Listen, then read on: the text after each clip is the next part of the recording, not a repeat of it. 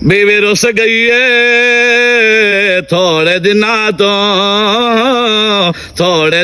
ਤੋਂ ਪੇਕੇ ਗਈ ਏ ਥੋੜੇ ਦਿਨਾਂ ਤੋਂ ਬੀਵੀ ਰੁੱਸ ਗਈ ਏ ਥੋੜੇ ਦਿਨਾਂ ਤੋਂ ਜੀਵਣਾ ਬੀਵੀ ਕਰ ਗਈ ਸੌਖਾ ਜੀਵਣਾ ਬੀਵੀ ਕਰ ਗਈ ਸੌਖਾ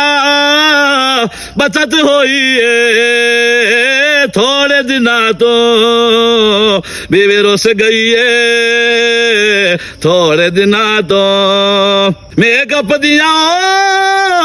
ਕਰ ਫਰਮੈਸ਼ਾ ਮੇਕਅਪ ਦੀਆਂ ਕਰ ਫਰਮੈਸ਼ਾ